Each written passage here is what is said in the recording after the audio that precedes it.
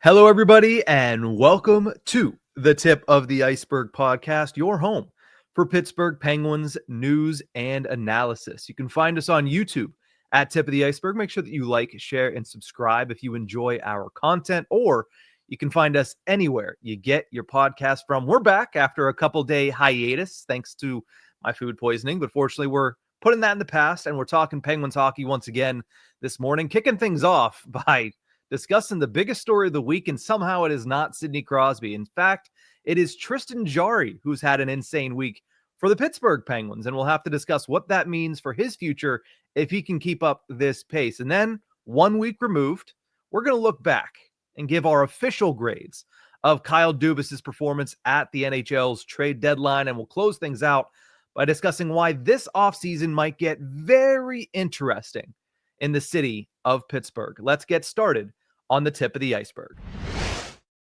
And let's kick things off with Tristan Jarry because he has stolen the show this week. I first and foremost owe this man an apology. Whenever he was called up ahead of the trade deadline, I came onto this show and I flat out said, I have zero interest in seeing what Tristan Jarry has to do the remainder of this season. And I went as far as to say, I don't think the Penguins have any interest in seeing what Tristan Jarry has to provide the remainder of this season. Boy, was I wrong, because he stole the show in Minnesota on a day that it was supposed to be about the big three, the day that it was supposed to be about Marc-Andre Fleury and Sidney Crosby and Evgeni Malkin and Chris Letang.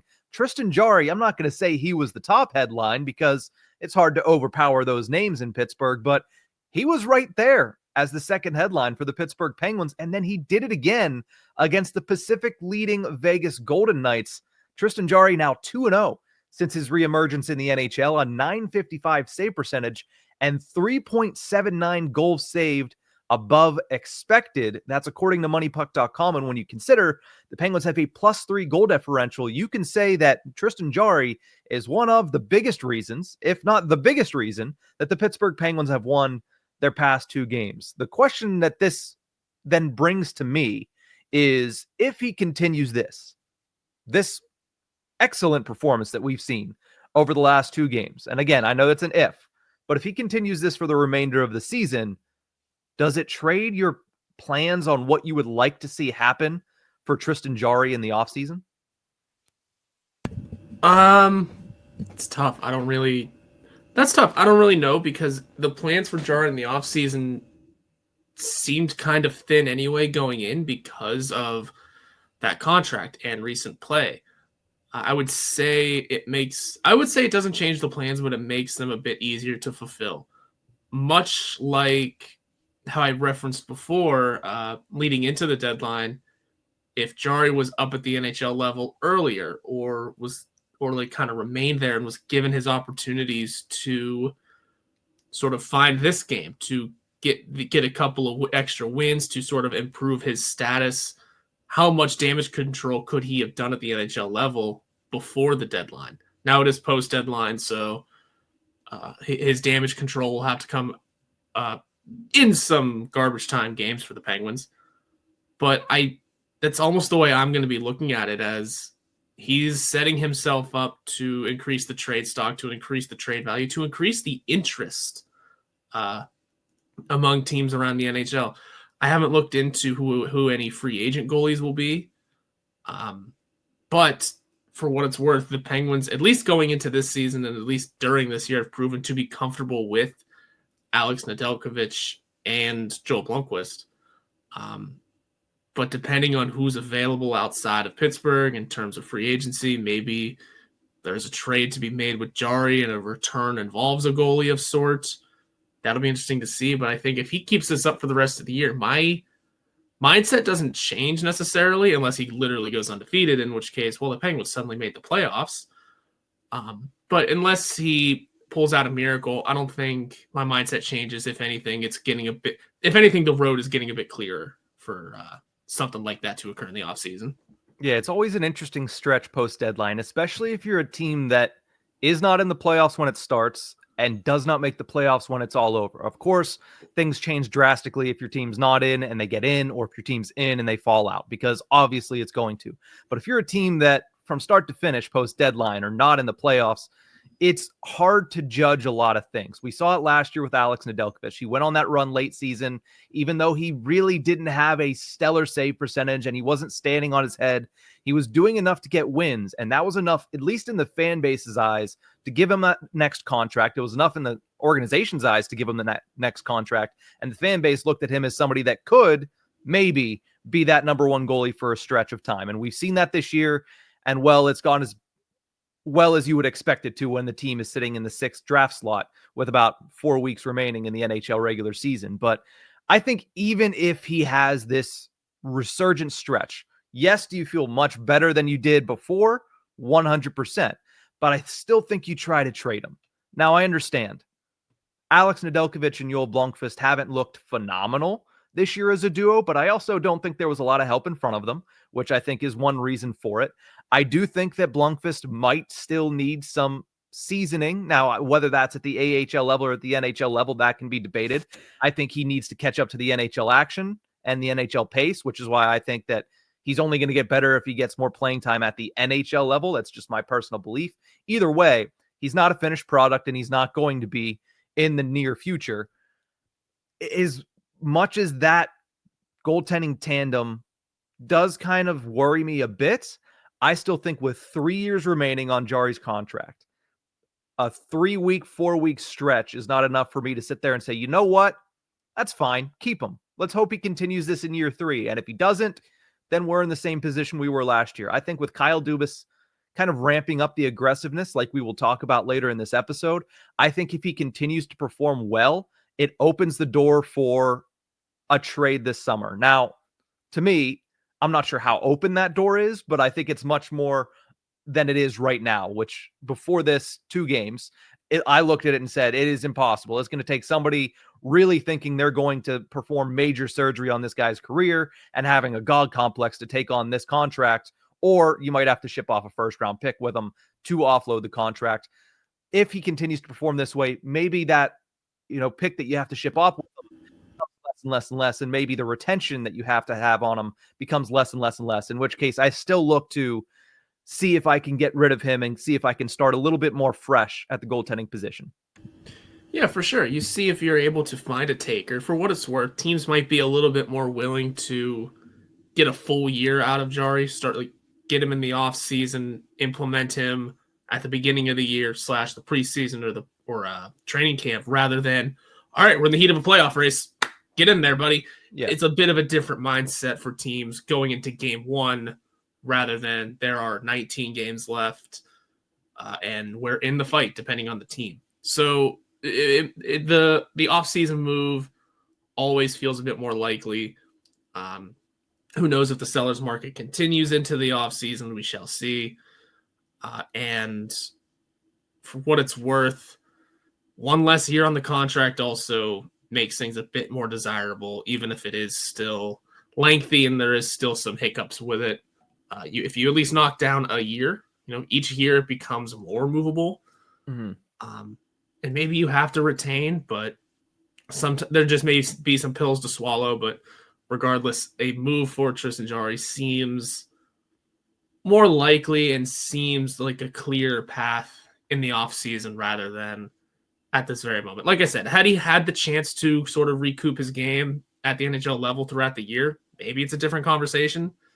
But we're not looking at things with 2020 vision here. We're kind of looking ahead and saying, yeah, if he continues this, teams will be more likely to want to take a chance on that grenade. Yeah, now the unfortunate thing for the Penguins is this free agent class of goaltenders looks awfully similar to how it looked when Tristan Jarry signed that 5-year contract back in the 2023 offseason. The top 3 names, at least once I looked at the list, and this is the top 3 I came away with: Adin Hill, who very likely will get re-signed by the Vegas Golden Knights. He is their starter and very clearly their starting netminder. Jake Allen is another option, and Freddie Anderson. Like, those are the top 3 names in my eyes on the free agent market. Yeah, you could throw Marc-Andre Fleury in there, but as we all know, he is, I would say 99%, because you never know with these guys, but I would say 99% heading to retirement at the end of this season, especially with all of the pomp and circumstance of all of his trips to Montreal and all of his matchups with the Penguins. So he's probably, you could cross that one off, maybe a 1-day contract with the Penguins, but that's a conversation for a different day. But the other free agents, It's not a deep crop, and it is not a particularly excellent crop at the top either. So if you're the Penguins and you want to trade Tristan Jarry to free up some opportunity, free up some cap space, that is something I'd probably agree with, but you are probably going to be looking at Alex Nedeljkovic and Joel Blomqvist. And if you're somebody that says, you know what, hey, listen, we bottomed out this year, bottom out again next year, maybe that's what you're looking for. Maybe you're looking for a young guy who has yet to establish himself, plus a backup goaltender that is sitting in a slot above where he should be. But if you're looking to contend, which as we'll talk about, Penguins might be doing next year, that's going to be a precarious position. But speaking of, let me throw in real quick. Because of those names you listed, if we're going to really go into this, I don't hate Frederik Andersen. I hate it's made of glass sometimes. Yeah. I think that's sort of the big issue, is that you got to watch out for the injuries. Sure, he'd be 36 by the start of next season, but the Penguins aren't in a position to be looking for a goalie in their prime anyway. True. If you can get lucky and strike a deal for Frederik Andersen that's 1, maybe 2 years, and you get him healthy for those years, and at the beginning of the season before his injury this year, he stood on his head. He was outstanding. He's still not bad since returning. Maybe you, maybe you give him and Nedeljkovic kind of the old 1A, 1B situation for the season. Let Blomqvist, I don't know, set this. Maybe it's a bit too far. But maybe you make that the duo for a season. You're really gunning for it. You have a veteran goalie that, if need be, you could trade at the deadline. You never know. Throw him to a cup team who needs a backup or something, and then roll from there. Again, I'm big brain. Those are the names you said, and that one stuck out to me because he is a good goalie. That is a starting caliber NHL netminder. Unless you have some thoughts, I'd say that would be the direction to go in. But it's tough because you're right. Made of glass. Well, I was about to say, when do I never have thoughts? I mean, I do have some thoughts on Freddie Andersen. You're right. He is a good goaltender when he plays. And for that caveat, he is one of the worst people to have to discuss with that. He has not played over 40 games in a season since 2021-22, and he did not the year prior to that either. So in 4 of the last 5 years, he hasn't surpassed 35 games played, not even 40. So his injury bug is more substantial than just it's been a rough couple of seasons. It's really been his entire 30s. And as you mentioned, he's going to be 36 next year. It's kind of a John Gibson scenario that, if he's playing, he's usually pretty good, but he's not playing very often these days. So it is going to be an interesting situation to follow along with. I think Tristan Jarry having a good week, and if he has a good month here to close out the season, is just going to make it that much more enticing as we enter the offseason.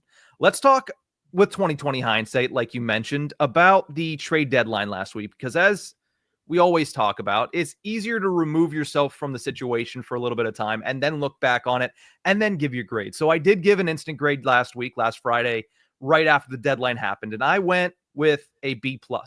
I'm just going to say I'm going to change my grade once we get to that portion of this segment. But let's look back and give our official grades now that some time has passed, now that we've seen the dust settle a little bit around the league. Let's look at these 6 moves that he made last week in totality.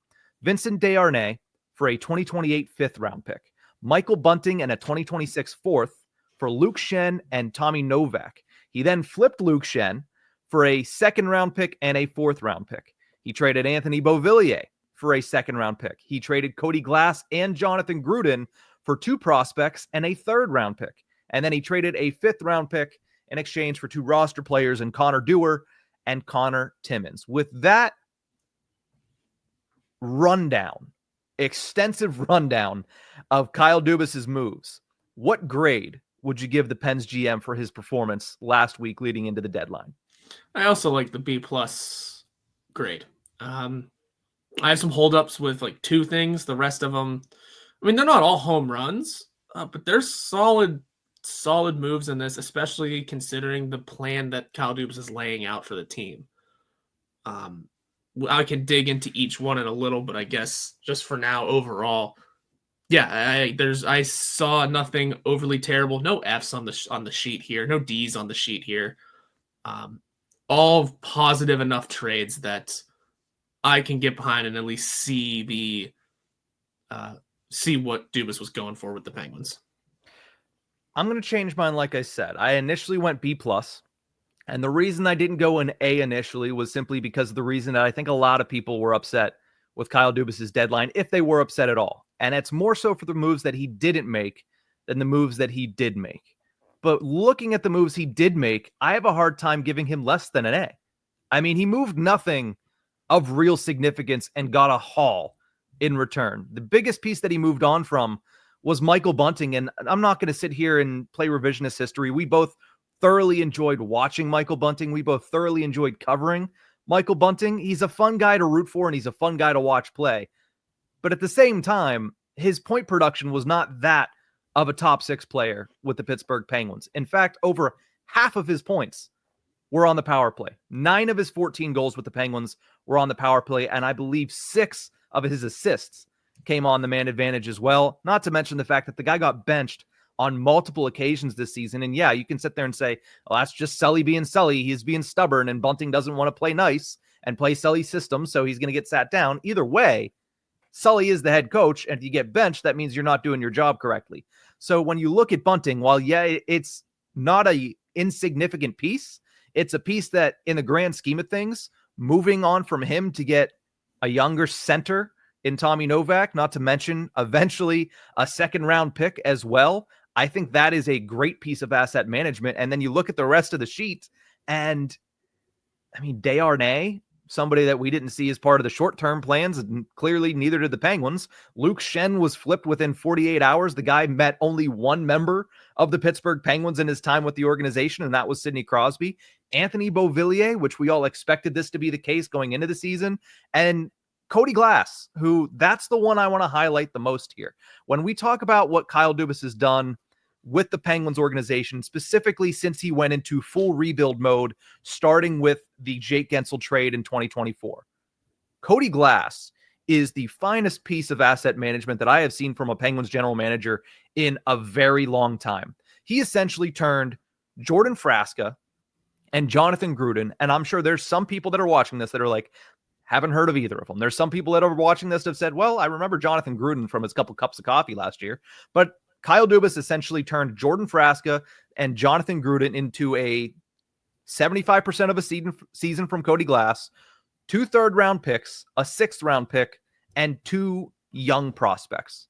I liked Cody Glass. I thought he had played pretty well in his stint with the Pittsburgh Penguins. But at the same time, he is a half-scratched-off lottery ticket. Whereas the 2 prospects you got back, and that's discounting the 2 third-rounders and the 6th-round pick, but the 2 prospects that you got back in return in this trade are 2 completely perfect off-the-roll lottery tickets. You don't know what they could be. There's so much development ahead of them. And if I told you, do you want these 2 lottery tickets off the roll, or do you want this one that is half scratched off and you haven't hit yet? It might, but the odds of you hitting are down to like 2 or 3 uncovered numbers here. You would take the 2 unscratched lottery tickets. So with that in mind, and considering all the other pieces that they got on top of those 2 prospects, that is just a masterclass from Kyle Dubas. And again, all of this is within the past 12 months when he said, I'm going to aggressively, I'm not just going to turn into rebuild mode. I'm going to aggressively acquire assets and build up draft picks and prospect system and everything in between. And I think Cody Glass is just the epitome of what Kyle Dubas has been doing for the last 12 months. Yeah, Kyle Dubas came in and essentially, in so many words, said, I'm going to treat this team like a video game. I'm going to try and add for the future and, in so many words, try and win now with these veterans. Again, not fully committing to the word, but again, look at the amount of draft picks they have. The word is being thrown around somewhere, just not publicly.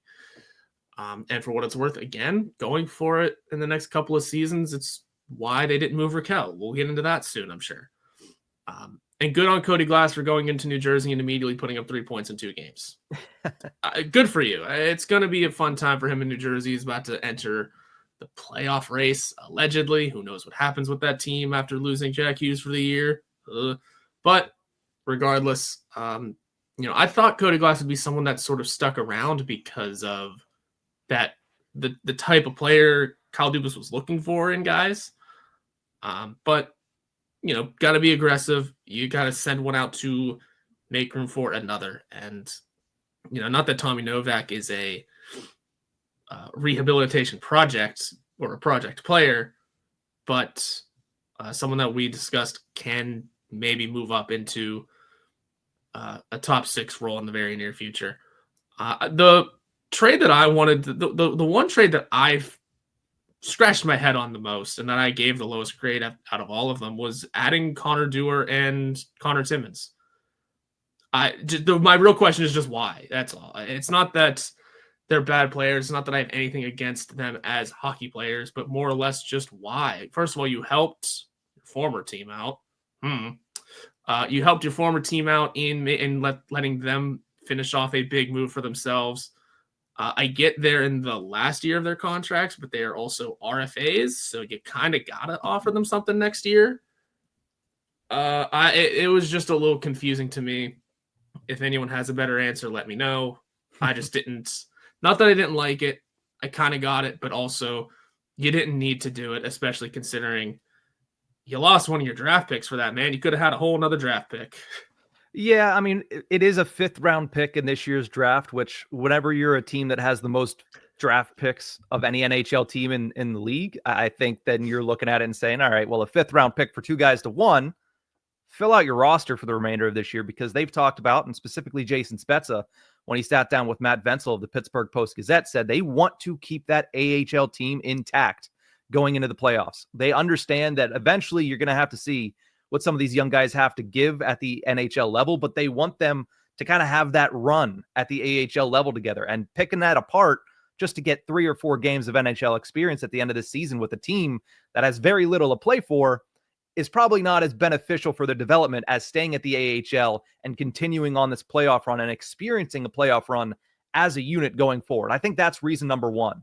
Reason number 2, and this is more tinfoil hat conspiracy theory on my end, is this facilitates Brandon Carlo and his $3+ million to the Toronto Maple Leafs, making it just that much more likely that they're not going to be able to meet the contract demands of one Mitch Marner. So maybe, just maybe, trying to push that door a little bit more open, that Darren Ferris takes his client to market and Kyle Dubas can try to, swing a little magic for the Penguins. I like that. And Kyle Dubas can go to them, hey, I scratched your back a little bit. You're going to give us first crack at talking with Darren? The answer would be no. The answer would be no. I don't think who's their general manager up there now? Tree Living? I don't think Tree Living would be open to that. No. I think he's going to say, if you want to talk to Mitch, you're going to have to wait till July 1st, whenever he's available to be talked to, at least publicly. We all know there's tampering. There we go. There it is. Yeah, we're going to pull a little legal tampering out. No, I get it. Again, that's a tinfoil hat, but more so the AHL thing. Yeah, and then as you were saying it, I kind of thought about it. That does make sense. You'd like to keep that team together, even if you could pull. I mean, you could pull up if you needed to fill roster space, like you said. There are still a couple of names that you could just recall because they're not necessarily part of that young group. Koppinen comes to mind right away. He was called up a couple of times last year. That's about it for the forwards, I guess. I mean, Emil Bemstrom's up right now.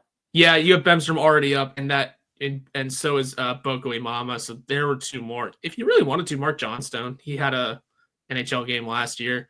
Mm-hmm. And on the defense, I mean, they already called up Sebastian Aho. Philip Kral could have still been an option. Matt Hollowell still could have been an option, depending on how the team views those guys. Because when it comes to when we discuss this young core, this young future, it's a lot of forward talk. I mean, yeah, the defensemen are there; they're just not the AHL system yet. So that's how that rolls out. But hey, I like I said, I understand it. You do need to fill out your roster. You want to fill it out with NHL players, and for what it's worth, they are okay so far. It just I didn't understand it when it first happened, especially when you're playing facilitator with your former team and the Boston Bruins. But to each their own. Like I said, whenever Tristan Jarry came back up, what do the Penguins have to lose this year? Really? Except for going into contract negotiations with those 2. Oh, well. Yeah, so I think at the end of the day, your grade of a B+, I don't begrudge that at all. I understand why some people are very upset about the moves that weren't made. But honestly, when I look at this and when I look at what he had to say after the NHL trade deadline, which we'll get to in mere moments, I upgraded to an A. I think the moves that he did make, it's hard to poke a hole in anything that he did on trade deadline week, and then the things that he didn't do, we'll discuss that now.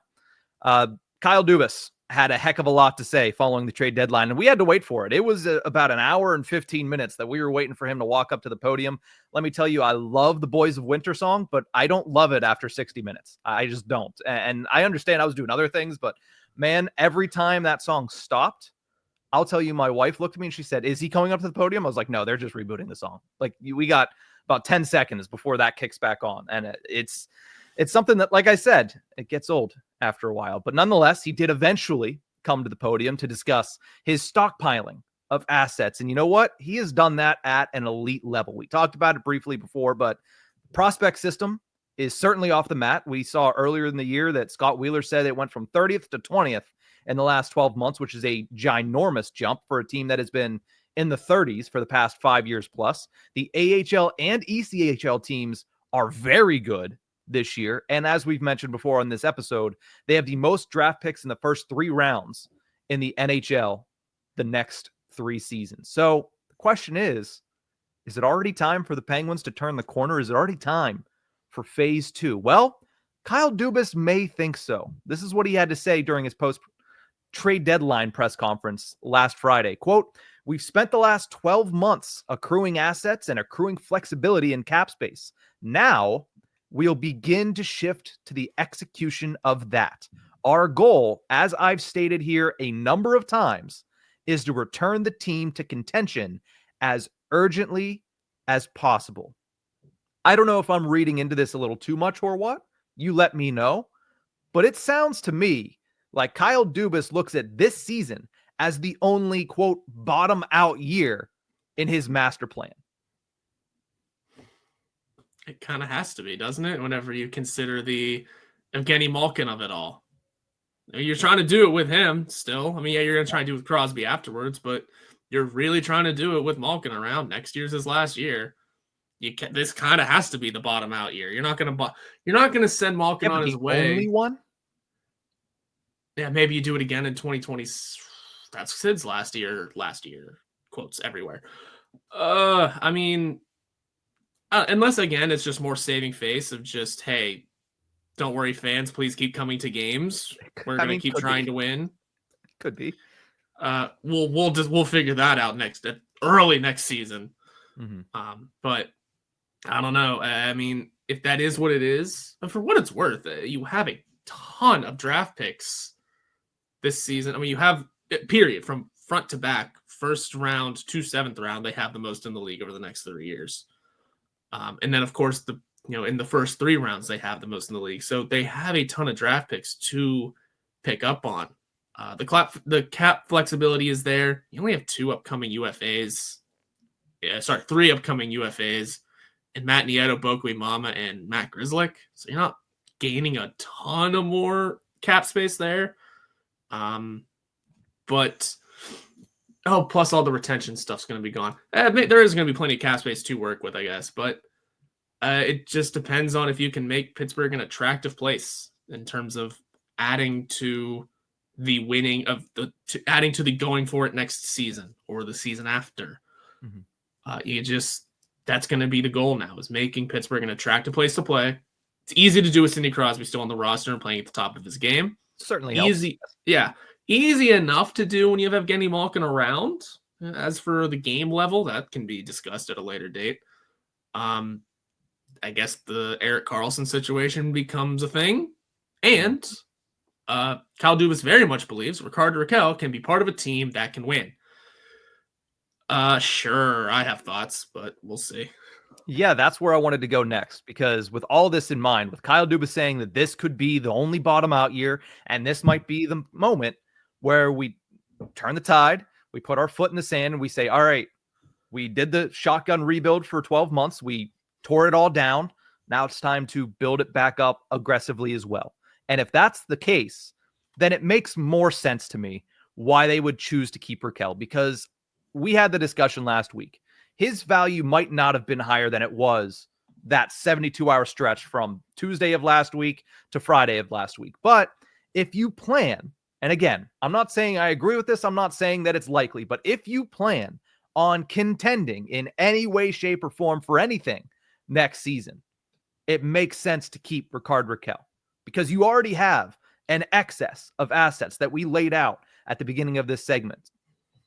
You need, and I can capitalize, underscore, italicize, all of it with the word need. You need talented players that are proven at the NHL level. And when you have one under a decent salary cap hit, under team control for multiple years, it's a tough pill to swallow to send him out the door whenever you're trying to convince the players in the organization. And as you mentioned, you're trying to convince players outside the organization to come here to be a contending team sooner rather than later. It's hard to make that case when you're trading away your leading goal scorer who's having the best season of his career. Now, do I think that it would have been beneficial to move on from him? Do I think that they probably would have gotten a first-round pick plus more? And do I think it would have helped the rebuild substantially? 100%. But does it make more sense after hearing Kyle Dubas say, we are now going to begin to shift the execution of our goal, which is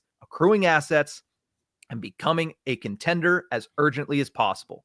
I think it helps them to keep Rakell around for, at the very least, next season. I'll give you a very least next season because there's no guarantee this continues. He's 31. The contract takes him, I think, to 34, I believe. Yes. There is my thought process is there's just no guarantee this continues. Obviously throughout the deal, but also going into next season. 29 goals is very good. He'll definitely hit 30 before too long. It is a big bounce back from last season. You just have to hope last season doesn't rear its ugly head. You hope he can stay healthy and continue to keep up this pace to be part of a winner next season, if that's where they're going with this. Because you're right. Yeah, this kind of production is important for a team trying to win. I just can't wrap my head around the Penguins being solid next year. It's tough to get to that after seeing what they've done this year. We'll have to see what Kyle Dubas decides to do in the offseason. Doesn't seem like Rakell will be a part of it, but we'll see what the other moves trickle out to be. Yeah. And then we can judge for ourselves. And for what it's worth, it's just if things start falling apart, like I said, the Freddie Anderson thing, just have the same song and dance next year in terms of trade deadlines coming up. Here are the list of names that Kyle Dubas needs to sell off. Rickard Rakell's probably at the top of that list again, depending on where he is production-wise and where the team is elsewhere. And for what it's worth, there's one piece of the Ron Hextall era that isn't going anywhere, despite some efforts from a lot of people and despite Kyle Dubas flipping every other area of the organization into his own, from the players to mostly the coaches to the AHL to quite a few other things in the front office and around the team. Rickard Rakell is the one. Is he the one standing piece left of that era? I mean, if you're including front office members and everything, I definitely need to do much. I definitely need to do a little bit more research before just answering off the top of my head. But as far as I remember, that's probably it. I mean, Kyle Dubas got rid of a lot of Ron Hextall imports his first offseason. Like the first time he took over before the Penguins even played a game, he had already ejected a lot of Hextall's imports out of the organization. So I wouldn't be surprised if he was. But to your point, if they're going to do this, and again, I cannot highlight the word if strongly enough here. If they're going to attempt to be this or next year's version of the Washington Capitals this year, which that is a level that I don't think we're close to getting to because the Capitals are in contention for the President's Trophy. I don't think the Penguins can go from here to there in any way, shape, or form. But if they want to get into the playoffs and be a team that is considerably secure in their position in the playoffs next year, they will need, in my eyes at the very least, and I might be wrong, but they will need another, on top of Rakell, on top of Rust, on top of Crosby, on top of Malkin, they will need another, maybe two, bona fide top six forward. You don't get that by getting rid of Rickard Rakell. And you certainly don't get it for $5 million this offseason. It's just, it doesn't happen. You need one or two good, established bottom six wingers. You need at least two, maybe three good defensemen, you're going to need to replace Pettersson. I think you are going to probably need to get somebody else instead of Erik Karlsson, because I still think that's going to happen this summer. So you're going to need at least 2, maybe 3 good defensemen at the NHL level. And then what we started the show off with, you need to figure out your goaltending situation. It cannot be, hey, we have 3 guys that are all performing under what we expect of them, but we can blame it on the defense and kick the can down the road a little bit more. No, you need to have answers going into next season. That's a heavy lift for Kyle Dubas. It's easy to break it down, and he's proven that. He's done that as good as you could possibly break it down. But you know what? It takes a lot more to build it back up. The hard part hasn't even begun yet. So do I believe he could do it? I think it's a tall task. I'd love to see him do it. But I think with all of these other pieces that you need to acquire and you need to hit on, which is another important piece of this, when you have a guy in the organization that is under a good number for a contract, that is performing currently, you don't trade that away and create another problem. And again, this is all predicated on Kyle Dubas trying to contend next year. If he was still in rebuild mode next year, then yeah, it would have made no sense to hold on to Rickard, Rakell, certainly not throughout this summer. But if he's trying to contend next year, that's why it makes a little bit more sense. And that is also why I bumped my grade up a little bit, because the reasoning kind of clicked a little bit more for me after I listened to Dubas talk. He backed his reasoning. He backed his moves, which is what he's going to do. And who knows, maybe in the back of his head, he's still trying to, get Rickard, Rakell for the biggest offer. Which Maybe. Would, again, be fair, depending on what that return is. Obviously, it was sky high to start with. Yeah, if they're going for it, he should be around. I like the idea of adding as much as you said. That would definitely go out and show that Kyle Dubas is trying to win now. Look at the players he's adding. It wouldn't be necessarily akin to what he did before last season.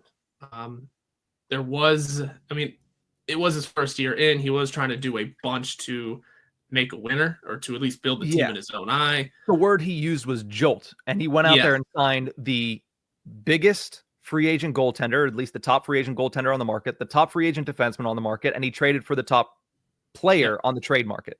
This would be a lot more of, hey, can you get the right pieces, not can you get the top pieces? Because some of those prospects we talked about could fill some of these roles. Rutger McGroarty could be a good middle 6 winger for them as early as next season, and boom, there you have an answer there. Tommy Novak could be a great third-line center, and boom, you have an answer for there. Phil Tomasino can continue his play from the last 2 weeks, and boom, you have an answer there for top 6 forward. I think you still need somebody of a little bit of a higher caliber to come in.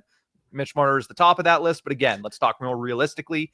There are other names that you could bring in to top that list. JJ Peterka was on the trade market. If you can utilize some of your assets to bring him in, he fits the bill there. But this doesn't have to be all home run swings, but they all have to connect. And they all have to reach base safely. They all have to be hits. You cannot go 0 for 3 like you did in the 2023 offseason, especially if you're taking as big a swings as Dubas did back then.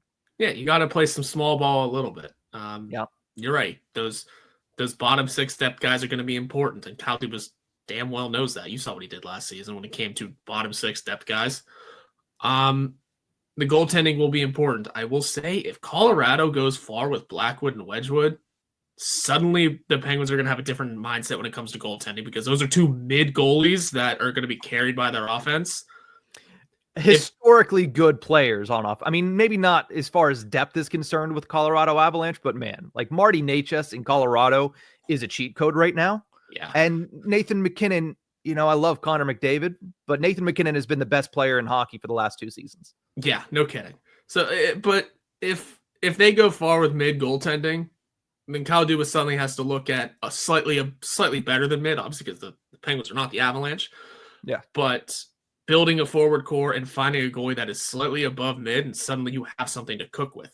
Well, it would help if your defense was slightly above average too, which they've been far below most of the season. And that's part of what he's working on, because like I was going to say, how many of those AHLers are going to be ready for the NHL jump next year to fill all those holes, like you mentioned, for a much cheaper rate than a couple $1 million here, a couple $1 million there. Mm-hmm. Finding a deal for Erik Karlsson, God only knows what you get in return for that. So some swings will be taken for sure. Mm-hmm. You're going to need at least a home run in there, I think. You're going to need a couple of hits. Going to need some small ball played. It's not going to be an easy offseason, but hey, if Kyle Dubas has a plan. We are, I believe, still part of the very few that believe in this man. When it comes to building a successful team, he hasn't had much time here. Last season was, like you said, he was trying to get a jolt out of the team. It was his first year here. There was only so much he could do. It was a lot of focus on building it in his image. This year was, all right, time to tear it down a little. Time to, not to the studs, but time to add certain pieces, but then make certain pieces go away. Trying to have people find their game. We have certain mindsets when it comes to adding players. And now going into next year, for him, it's going to be, all right, we're looking to gun for the cup again. Best of luck. We'll see how he does. It's going to be a fun offseason. No matter what, Penguins are good or bad, they are entertaining. Yep, that is the major proclamation about this team, and will be the major proclamation about this team for the next couple of seasons. But that's going to do it for this episode of the Tip of the Ice-Burgh. Thank you guys so much for tuning into this one. Remember, you can find us on YouTube at Tip of the Ice-Burgh. Make sure that you like, share, subscribe if you enjoy our content, or you can catch us anywhere you get your podcast from. We'll see you guys next time.